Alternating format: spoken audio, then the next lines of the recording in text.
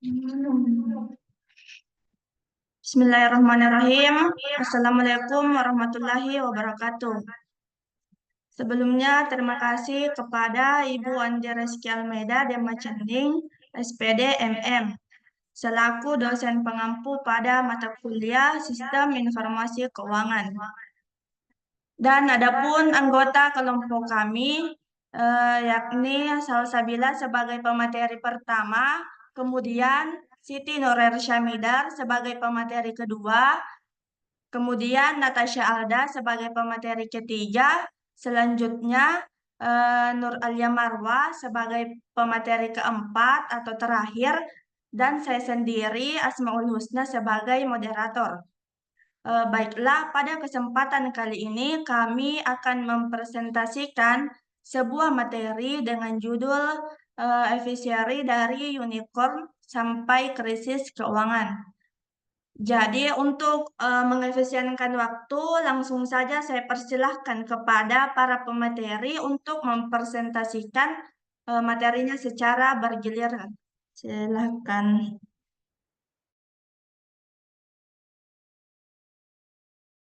Baik, terima kasih moderator. Materi pertama, Evis Harry dari Unicorn hingga krisis keuangan. Yang dimana Evis Harry yang didirikan pada tahun 2013 tumbuh menjadi salah satu struktur kultur terkemuka di Indonesia. Mencapai status unicorn pada tahun 2023, namun akhir tahun 2024 perusahaan ini menghadapi krisis besar akibat terungkapnya kepercayaan investor dan mitra bisnis. Next.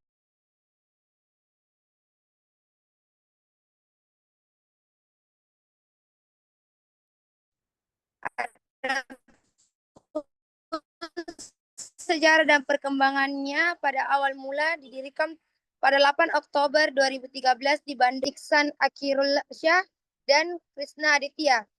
Pengembangan alat memberi pakan otomatis Eviseri Firdi dimulai pada tahun 2012 dan dipasarkan pada tahun 2014. Adapun visi misi yang sukses membantu petani akuikultur dan meningkatkan perekonomian sektor tersebut. Adapun misinya menyediakan solusi teknologi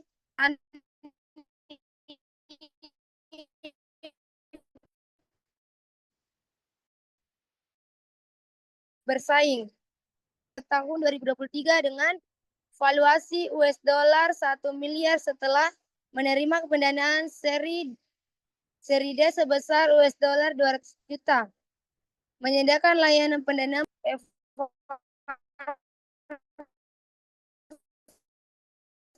dan sekian dari saya kembalikan ke materi selanjutnya.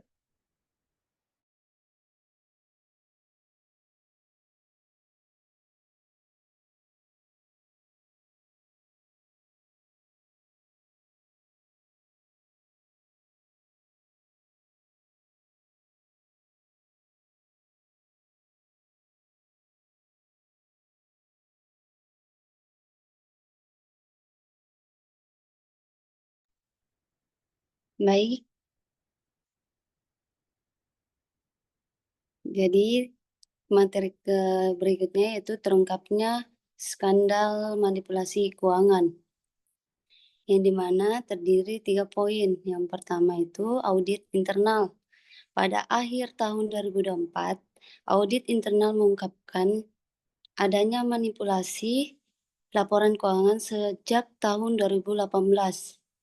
Perusahaan memiliki 2 versi laporan keuangan, yaitu internal dan eksternal yang dipalsukan. Poin kedua, manipulasi data, yang dimana pelaporan laba sebesar 260 miliar padahal mengalami kerugian 578 miliar. Pendapatan yang dilaporkan yaitu sebesar 4,8 kali lebih besar dari kenyataan klaim memiliki 400.000 fasilitas pemberian pakan padahal hanya sebesar 24.000 fasilitas. Yang ketiga, konsekuensi yang dimana CEO Gibran Huzaifa dan CEO founder Krishna Aditya mengundurkan diri setelah audit terungkap. Perusahaan menghadapi krisis kepercayaan dan rencana PHK massal. Selanjutnya, slide selanjutnya.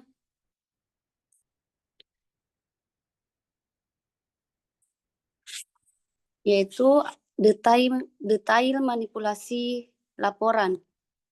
Detail manipulasi laporan keuangan. Terdapat 3 poin. Yang pertama, pendapatan.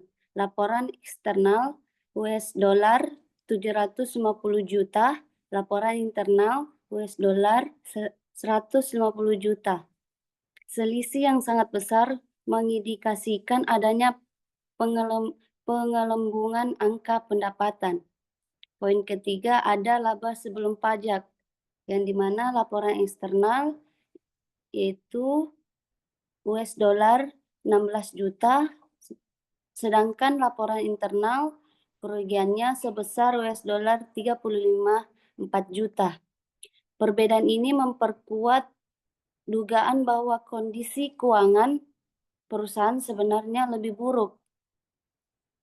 Poin ketiga, jumlah alat pemberi, yang dimana klaim 400 unit, investigasi hanya sekitar 224.000 unit.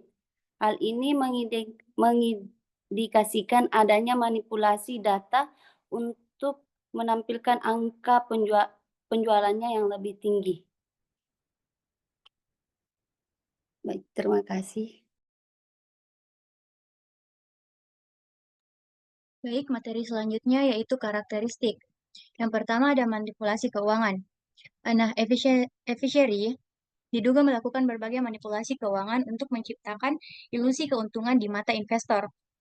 Salah satu caranya adalah dengan melebih-lebihkan pendapatan hingga 4,8 kali lipat dari yang sebenarnya, yaitu sekitar 600 juta US dollar atau jika dirupiahkan menjadi 9,8 triliun. Selain itu, perusahaan juga diduga melakukan pemalsuan data aset dengan mengklaim memiliki 400.000 unit e-feeder padahal hanya 24.000 unit yang berhasil terjual. Efficiency juga melaporkan keuntungan fiktif sebesar 261 miliar, padahal sebenarnya mengalami kerugian sebesar 578 miliar. Yang kedua, tata kelola perusahaan. Nah, Fisher ini diduga menyusun dua versi laporan keuangan, di mana laporan internal mencerminkan kondisi keuangan yang sebenarnya, sedangkan untuk laporan eksternal dimanipulasi untuk menunjukkan keuntungan yang tidak sesuai dengan realitas. Tindakan ini mencerminkan kurangnya transparansi karena perusahaan sengaja menutupi informasi keuangan yang sesungguhnya dari investor dan pemegang saham. Yang ketiga, regulasi keuangan. Efficiency diduga melanggar standar akuntansi dengan gagal mematuhi aturan pelaporan keuangan yang ditetapkan oleh Otoritas Jasa Keuangan atau OJK dengan melakukan penipuan terhadap investor dengan menyajikan data keuangan yang tidak akurat. Selanjutnya yaitu jenis-jenis manipulasi yang dilakukan. Yang pertama ada pemalsuan. Efficiency diduga melakukan pemalsuan dokumen termasuk faktur, kontrak, dan catatan keuangan fiktif guna memperkuat klaim palsu terkait biaya modal dan operasional. Efisiensi ini diduga mengalami kegagalan pengendalian internal di mana lemahnya sistem audit internal membuka peluang terjadinya manipulasi keuangan. Selain itu, pengawasan yang tidak efektif dari Dewan Direksi turut berkontribusi karena mereka gagal menjalankan fungsi pengawasan yang ketat terhadap operasional perusahaan, sehingga praktik manipulasi tersebut dapat berlangsung tanpa terdeteksi. Dan yang terakhir, pelanggaran etika, di mana efisiensi ini telah melanggar prinsip integritas dan kejujuran dalam pengelolaan perusahaan. Efisiensi ini melakukan penipuan terhadap investor dengan menyajikan data keuangan yang tidak akurat guna menarik pendanaan dan menciptakan ilusi profitabilitas yang bertolak belakang dengan kondisi keuangan yang sebenarnya. Selanjutnya yaitu dampak sosial dan ekonomi. Skandal manipulasi keuangan yang diduga dilakukan oleh Evishery telah menyebabkan krisis kepercayaan, di mana ekosistem startup Indonesia, di mana investor mulai ragu untuk menanamkan modal di perusahaan rintisan lokal. Selain itu, kerugian bagi para pembudidaya ikan tidak dapat dihindari, akibatnya terganggunya distribusi pakan yang menjadi andalan mitra bisnis Evishery. Dampak lainnya yaitu pemutusan hubungan kerja atau PHK massal yang menyebabkan banyak karyawan kehilangan pekerjaan mereka.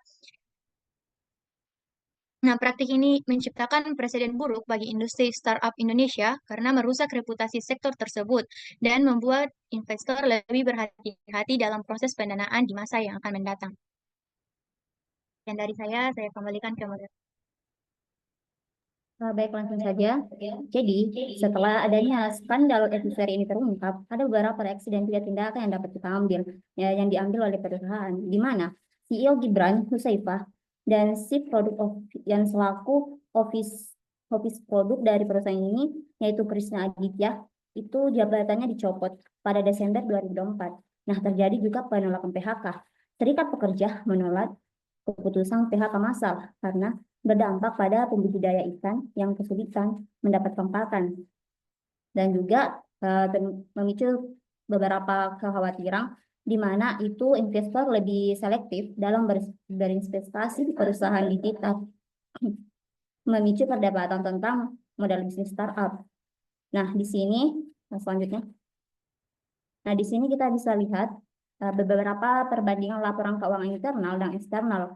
Nah, di sini di mana pendapatan pada Januari hingga September 2024 itu laporan eksternalnya senilai 12,3 triliun. Sedangkan di laporan internalnya itu cuma 2,6 triliun. Nah, untuk laporan laba ruginya sebelum pajak, di mana Januari hingga September 2024 itu labanya sebesar 261 miliar. Sedangkan laporan internalnya itu malah rugi 578 miliar. Next.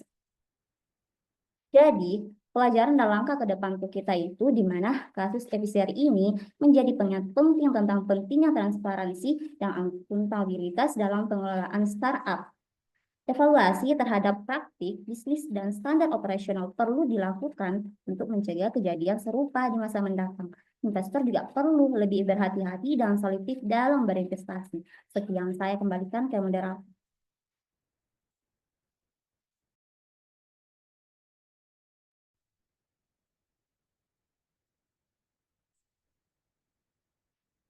Selanjutnya, adapun kesimpulan dari pembahasan materi kali ini, yaitu kasus Evishery dari unicorn hingga krisis menunjukkan bagaimana startup aquaculture ini tumbuh pesat hingga mencapai status unicorn pada tahun 2023 sebelum terjerat skandal manipulasi keuangan pada tahun 2024. Audit internal mengungkap laporan laba fiktif, penggelembungan aset, dan perbedaan besar antara laporan keuangan internal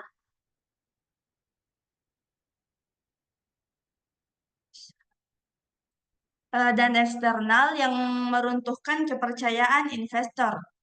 Adapun dampaknya, CEO dan CEO founder mengundurkan diri, perusahaan menghadapi PHK massal, serta reputasi industri startup di Indonesia tercoreng. Kasus ini menekankan pentingnya transparansi, akuntabilitas, dan regulasi ketat dalam dunia startup. Sekian, itulah tadi pemaparan materi dari kelompok kami. Apabila ada kekurangan, mohon maaf. Wassalamualaikum warahmatullahi wabarakatuh.